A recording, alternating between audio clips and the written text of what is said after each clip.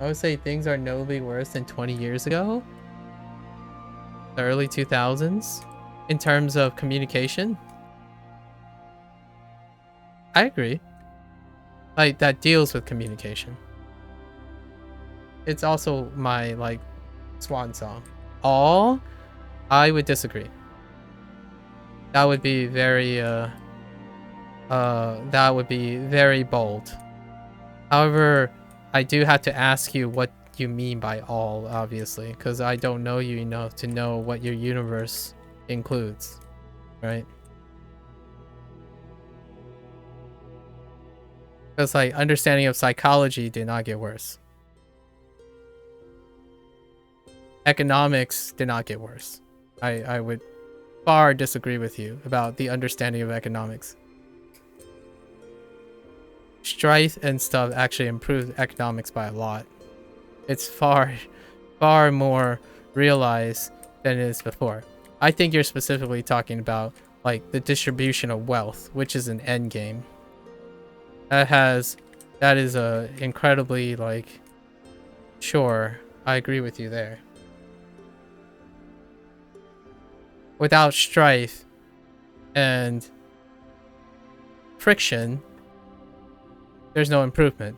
So when you say, like, let me try to get into your mind. When you say 20 years ago, you're thinking about where people lived harmoniously. As in, like, there's peacetime, there's, like, I don't know, better distribution of wealth and stuff. That is a time where it did not improve. No?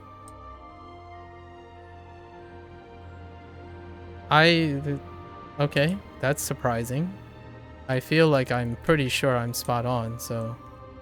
But qualify how communication was 20 years ago better. Like, you know it's better. Like, you just know it's better 20 years ago. Qualify that. People could afford a home in the West? I mean, that's definitely one aspect.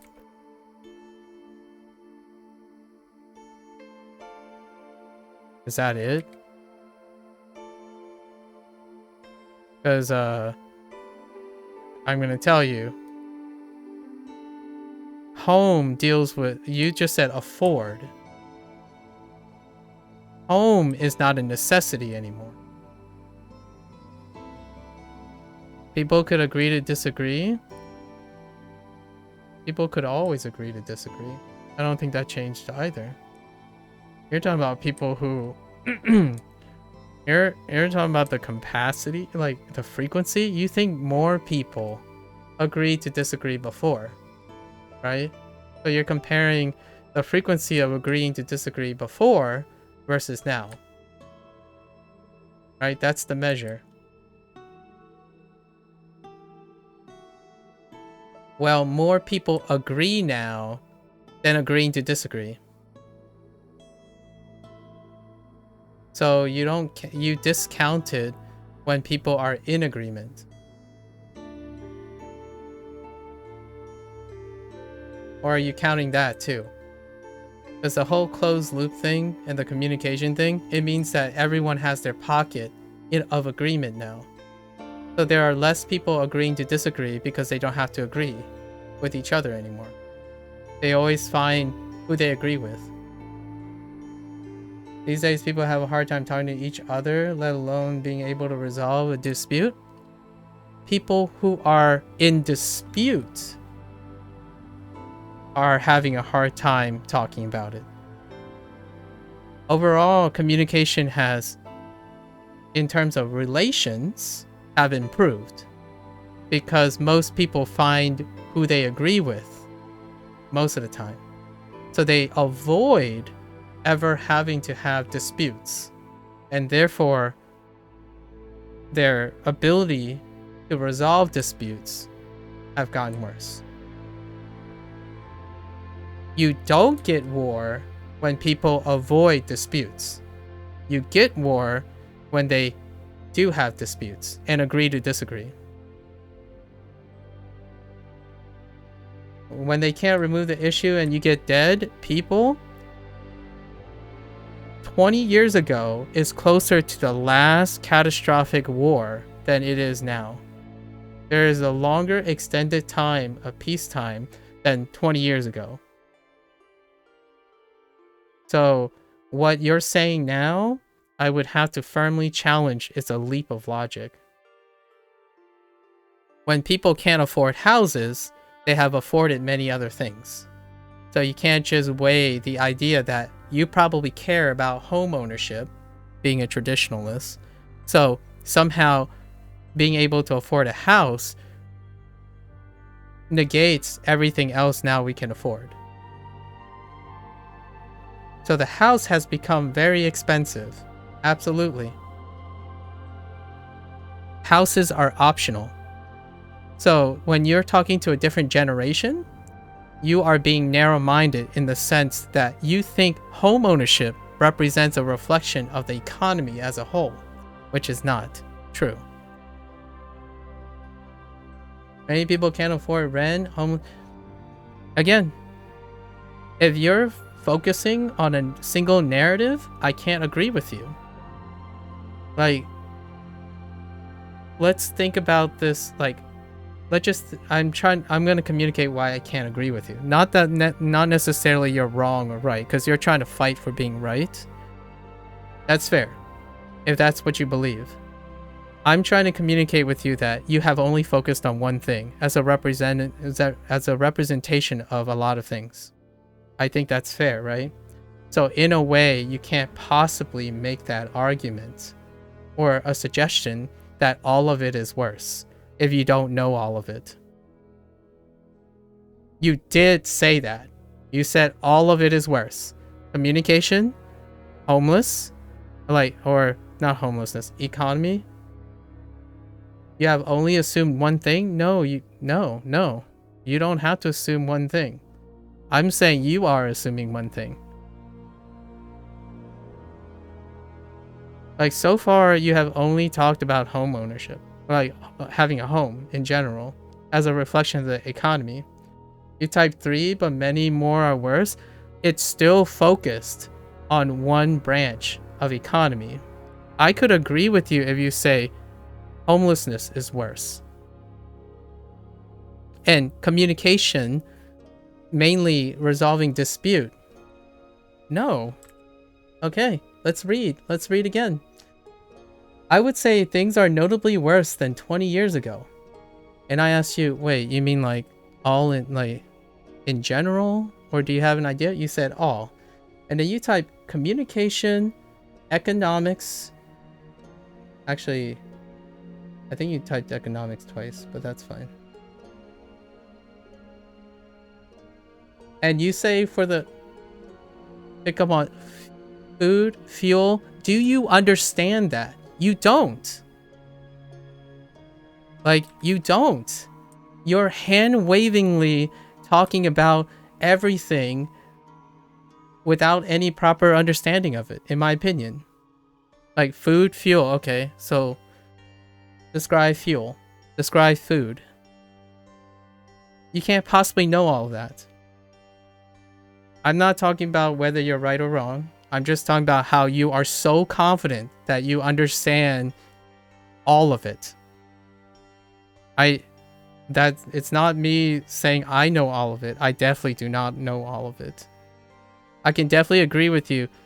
If you cite a food that's worse, I can probably know if it's worse. Like, eggs are more expensive. Absolutely. I agree with you. Homes are more expensive and people can't afford homes. Homelessness is going up. I agree with you. Economy is worse. I can't agree with you because I don't know enough. Money is worse. Don't know enough. But you are so confident that you know enough that somehow you become this messiah or something. I can't agree with you. I don't think you know that. I mean, I'm not sure if anyone really knows that. Otherwise, we wouldn't have discussions about it. If you say this is all true, then I would say there are a lot of people who agree with you. But generally speaking, I don't think so. And I'm one of them, I guess. I watch and read a lot of world news many people are talking about. I watch and read a lot of world news many people are talking about as well. It does not qualify me to be an omniscient person. It's like saying, I spent 14 years in science, so therefore I know more science than you. I don't. I can't possibly know that. Knowledge is not transferable to the understanding of something. Reading a lot of things doesn't necessarily mean you understand a lot of things. If you're reading to forward your own hypotheses, then you actually spend less time understanding about what is actually happening, but understanding what you want to see.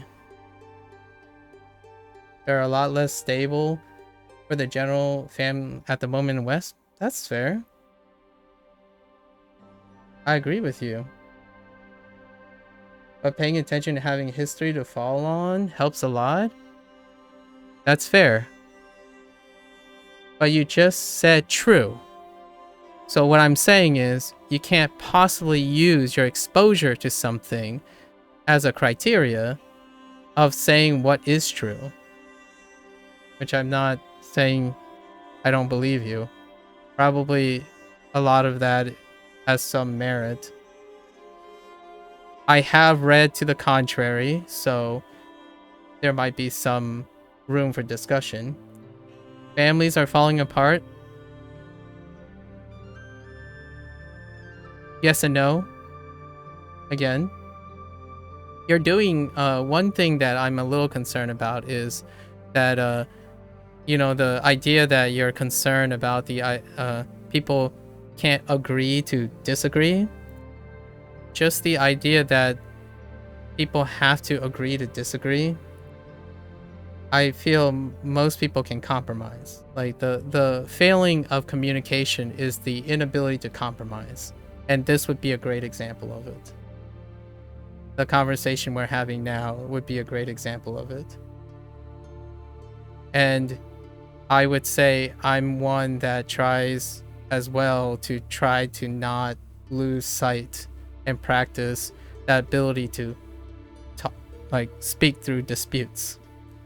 Agreeing to disagree is not an exercise in improving communication through disputes. You are actually ignoring disputes. So when you're saying agree to disagree, you are literally, in my opinion, reflecting upon what made communication fail now from 20 years ago. Agreeing to disagreeing is non-productive. That's just acknowledging that two people disagree with no effort or anything to make an attempt to actually communicate. Which illustrates my point, in my opinion. So I guess our perspective on what is good communication might be different too, slightly. And on the eco front, even though money is being pumped into clean energy, the population air on global scale is worse than 20 years ago. That's fair. Greenhouse gas and particulates are up. For sure. Oh, the other word was ecology. Yeah, I mean, that's fair. Does it constitute as all the values of 20 years ago? Absolutely not. Because there's other things. Technology. Right? Science. Medicine. Fabrication. I mean, education's arguable. But that can't even get that far, let alone work on a solution to move forward. That's your personal bias. I'm just adding more contradictions to for you to weigh, possibly. I probably agree with you. It's still worse than 20 years ago. But your small consideration for very specific things only reveal how narrow your value system is. Like, you talk about the communication front, but you legitimately exercise the thing that makes communication not great right now.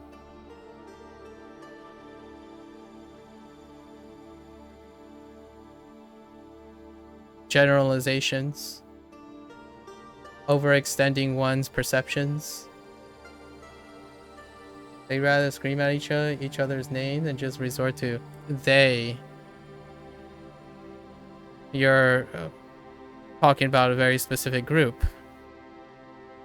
Here's a fun thought experiment. And I don't know if we can collectively ascertain this experiment.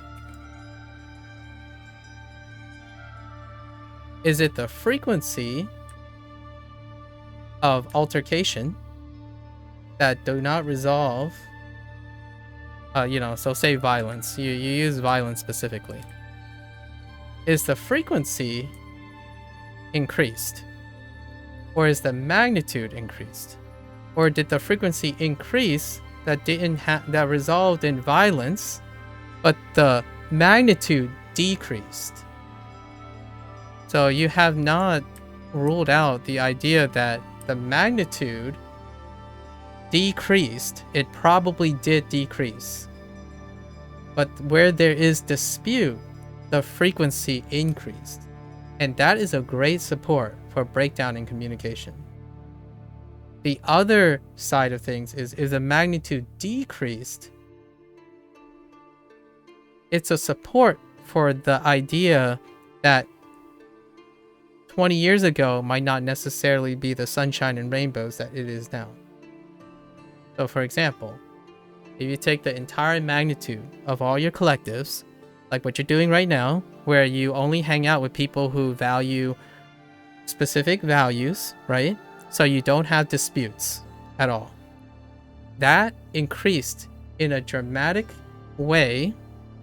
No. This isn't a competition of grief. We're not talking about what is worse. That is another entire digression about something that we're not talking about this. We're talking about weighing all the ways we evaluate things, right? So if we're not focused on just talking about what is worse, let's talk about what is not worse, or potentially not worse. In 20 years ago, there were less people who could live without dispute, right? It's very likely that there are less people who have lived without dispute. That doesn't mean communication did not break down. It's just that there are less disputes that are occurring. If you want to go that route, sure, tech has gotten better. Healthcare is a bit better. That's fair, I suppose. I don't have any specifics that would back that.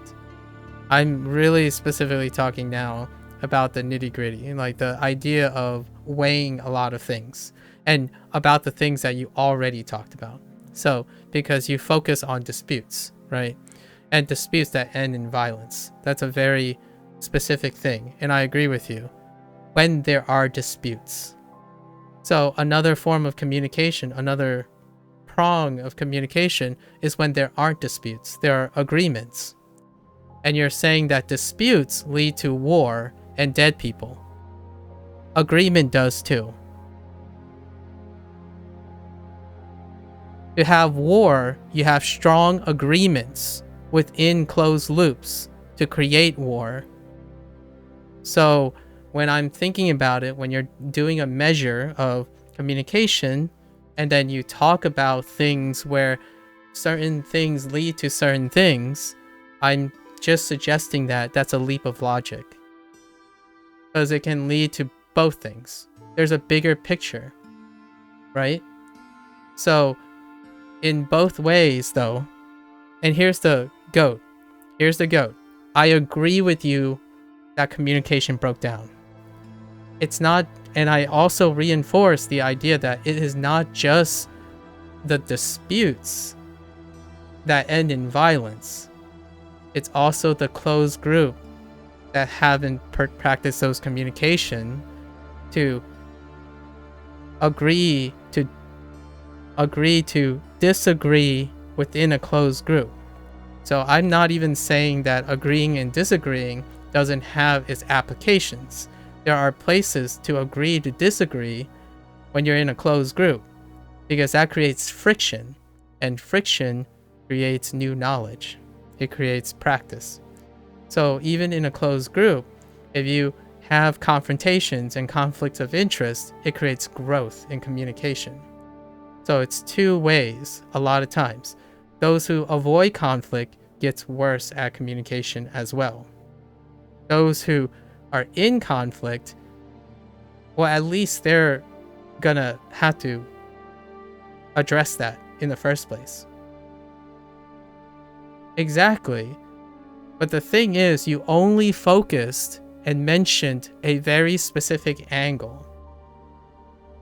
When I asked you voluntarily what your examples are, you specifically only focus on an angle of it. And I'm offering a different angle that also still actually supports your initial hypothesis. Who can't see the other side, or even just let the other side be? Yeah, that's fair. Actually, I would add to that. Who can't see the other side, or even just let the other side be, also includes the ones that only see one side. If you can't see the other side, it's different from only seeing one side, and that's what you're doing. That's what I'm trying to illustrate. You only see one side. It's just as dangerous. And I sometimes only see one side too. And together, right, as we're communicating and talking now, together, we see more than one side. We see multiple sides. And we're not agreeing to disagree. It's all of the above. So that's the ultimate communication, right? We offer many sides, and it's all of the above, usually speaking. And a lot of times, it's not even really disagreeing or agreeing at all, whether which one is worse or not. It's all of it. And then ultimately it becomes, it's too complex, but we wish the best all the time, right? As human beings, we wish it was just better all the time. Only angling things in the negative breeds more negative.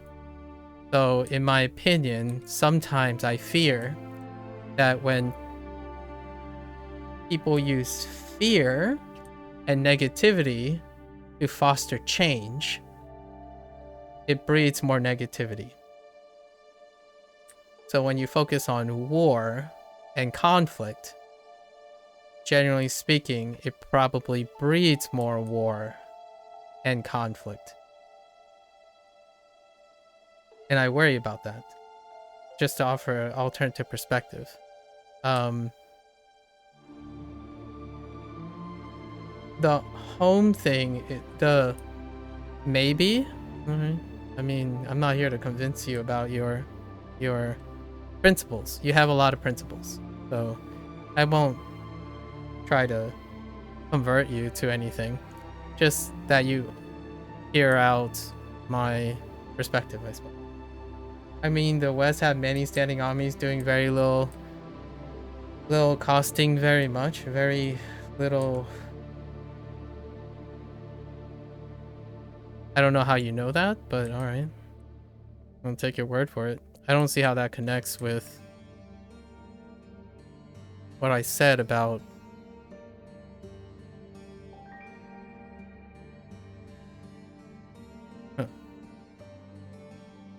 Yeah, I actually don't. You lost me there. People thinking about war? You think people who are hanging out are thinking about war during a peacetime in the army?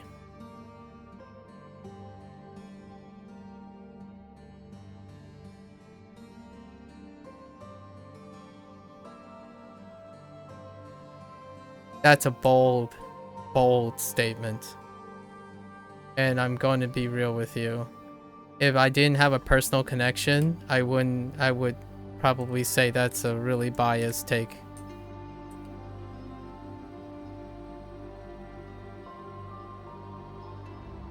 You said people thinking about war. You said, I mean, the West has many standing armies. So those standing armies are an example, inferred that they are thinking about war. And then it's a counter argument to what I said about thinking about war spreads war. Alright. Like, since there are a lot of standing armies, right? We're not going to war right away because you're assuming they're thinking about war while being in the military. Because I can tell you, I think that's very bold.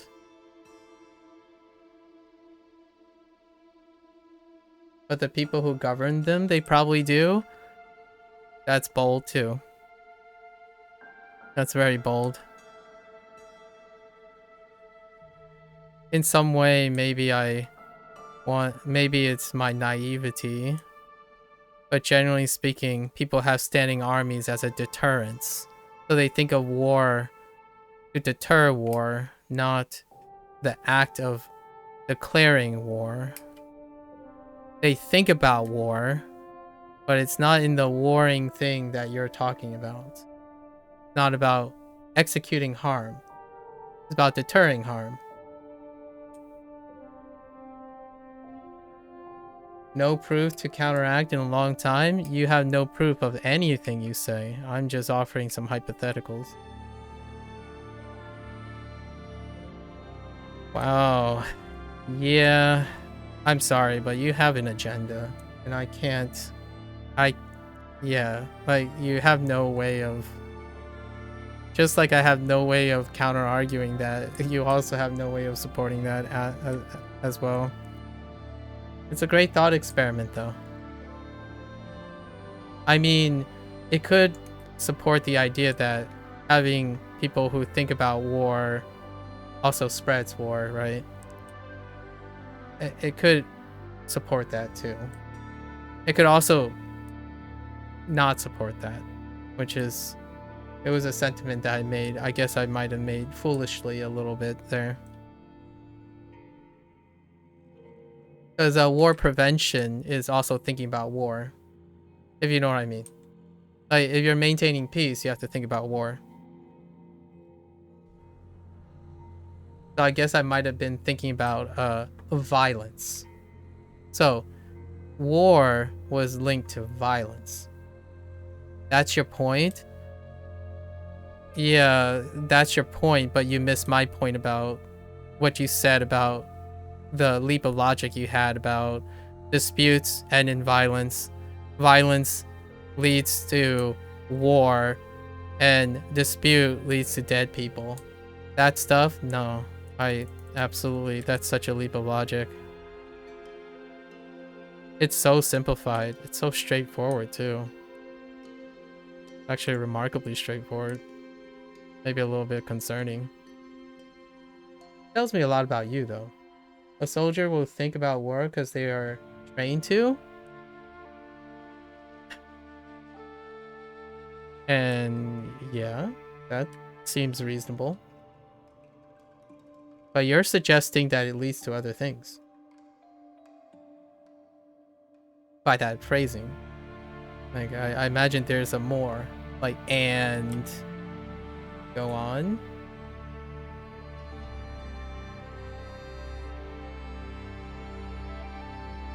This is kind of a personal thing because I actually have family members in the military.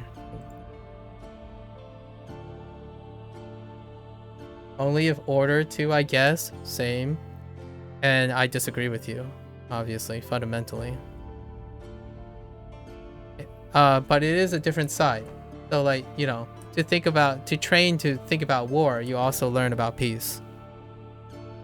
When you are trained to think about war, you also think about other things in relation to war. A leap of logic is when you assume one thought process only leads to one outcome, which you strongly infer, which I'm trying not to. I hope I'm not giving you the impression when I say when people talk about war, war spreads. I'm talking about the concept of war. Like, people talk about war because they're exposed to war, not what it results in. I'm not suggesting that if you talk a lot about war, it automatically leads to death and violence. It also leads to understanding and consequences and deterrence and better communication. So before I leap into there, I didn't want to insist that it only leads to one thing. Like, I don't want to insist it only leads to violence or insist it leads to peace talks or anything. I'm just saying, when you talk about war, you're going to have more talk about war. So when you focus on negativity, you're gonna have more negativity. And as a counterbalance, I want to introduce maybe some positivity to balance it out, so that we can get a bigger picture of things.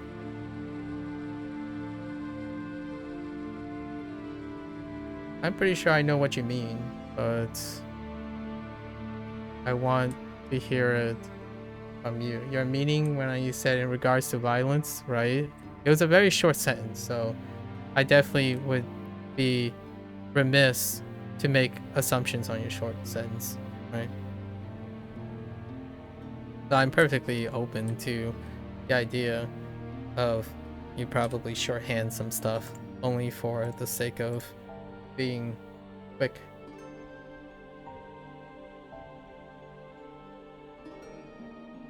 Although we did reach the end, so I did finish all my dailies. That was a good talk. Good exchange of ideas. It's nice. It's nice having discussion while doing this kind of thing.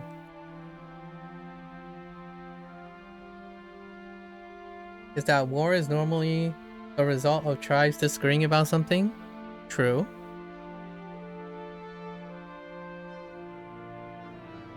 Yes.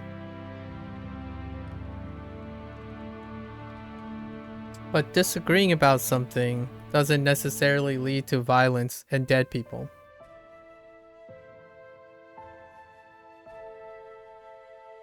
I'm talking about the leap of logic part. That part is fine. I agree with you. It's pretty close. It's pretty close to the steps. But then you made a leap forward.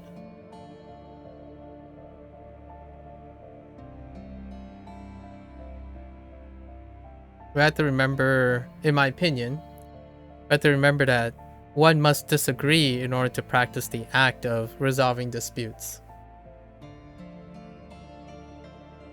So naturally, disputes don't necessarily end in violence. I agree with you that the frequency has increased. No, but the disagreements seeing in the UK are leading to more violence than not? No, it doesn't. They're not attached to each other. More violence has occurred because a lot of circumstances that contribute to it. Like, if you have disagreements, that's when compromise can happen. It doesn't always lead to more violence. Like, you have to have disagreements in order to improve in finding out how to... It's what can happen, yes. It's what can happen. I absolutely agree. And it sucks when it does. Yes. It sucks when it happens, though. I agree. So, here's my little, slight hot take here. This is gonna be pretty hot. 20 years ago, here's a hot take. And humans are dynamic. Society is dynamic. So, trying to compare things at a cross-section is kind of dangerous. But let's talk about this. 20 years ago, it was inherently, probably, a time where there was perhaps more of certain things, and they are not now. So like people can't afford homes and all that stuff, right? But before they could. There was a lot of agreements. There was a lot of like more good things, more accessibility, more inclusion. People were happy, right? Arguably, maybe, perhaps. But there wasn't any friction. There wasn't pressure, necessarily more pressure, to confront things and have to discuss things. Now, as a consequence of that, nice period, which, you know, it's like if you argue it's much worse now. So the perspective is that it was nice then. What follows is a consequence of what came before. A lot of times. So one may argue, I'm not arguing for worse or better, I just argue for different. We live in a different time now, right? There are properties that are much worse, for sure, but we live in a different time now that promote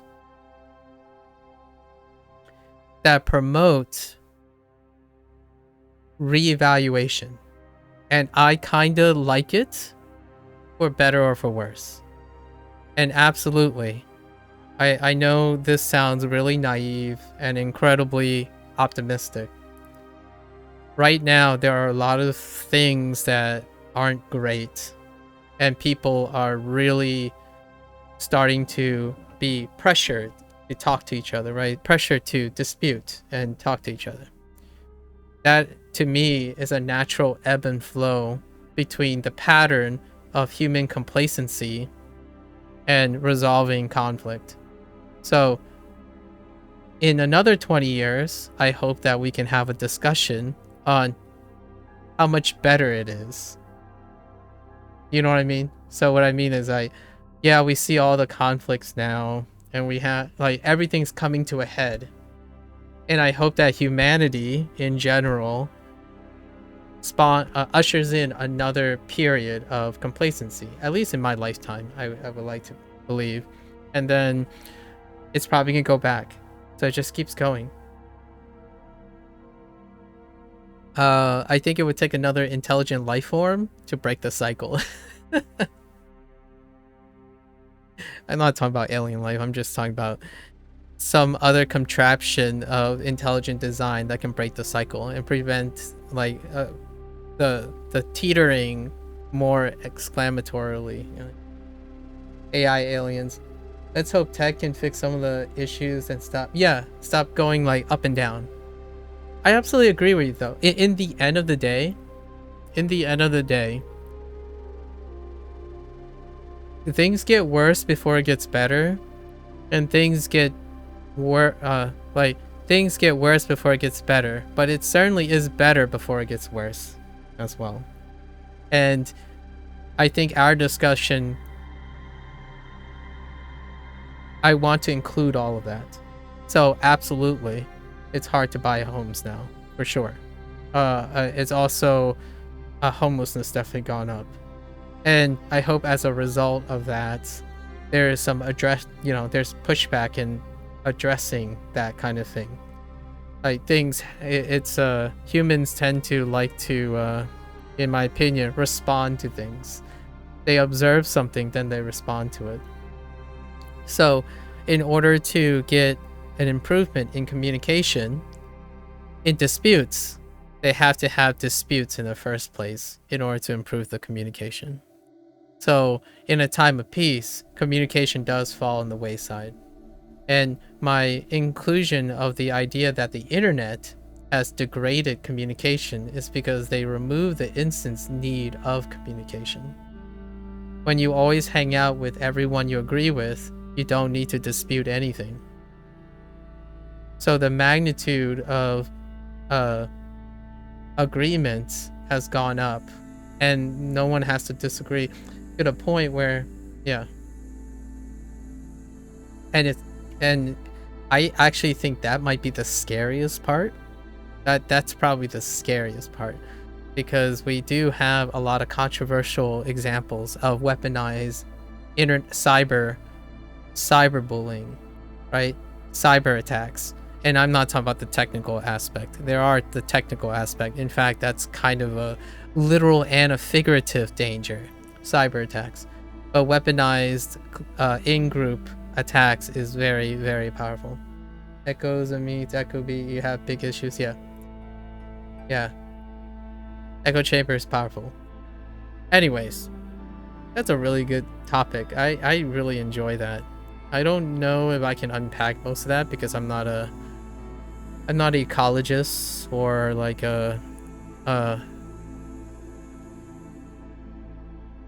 I guess we would say a sociologist, right?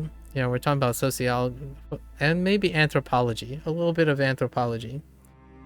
It would be cool to interview someone, or maybe many people, regarding that. Or someone did like a data mine with, I don't know, using generative AI to, you know, collectively collect all the data or comments and then somehow sort it in a way that I can understand it. But that's a lot of thought experiment. The end story here, in my opinion, the sentiments is that bright future for humanity. I hope so. I mean, all right, bright future with a side of cloudy and rain every once in a while, or here, better yet, less rain than it already has right now. I mean, I guess depending on where you live, rain can be ever present, but hopefully less rain. Yes. All right. Well, Faye, it was great. Thanks for keeping me company. We completed the drudge that is the bye week. There's nothing much. I see a thunderstorm, then a silver sunny day. Or yeah, sunny day. I mean, we have lots of contrast, but humans bounce back and forth quite a lot. I don't know what I'm gonna group this into. I hope you enjoyed your coffee, by the way. I hope the coffee was excellent.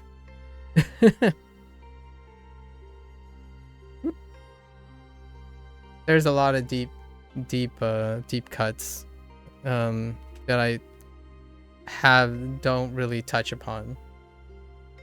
Gone cold? Oh, rip. I don't think... Does coffee taste good when you reheat them? Alright. It's time to hang up the flag. Nah? Okay. I'm sorry, I'm not a habitual coffee drinker, so I'm not... Oh, you're okay with cold coffee? Oh, yeah, dude. You might as well throw an ice cube in there, right? Get it refreshingly cold. Alright. This was great. I love it. I love the discussion. There are a lot of things that kind of suck right now, so hopefully they get better for those who are affected, right? For those who are affected. And more talk about that next time. Alright, well, that's a wrap for week 6, right?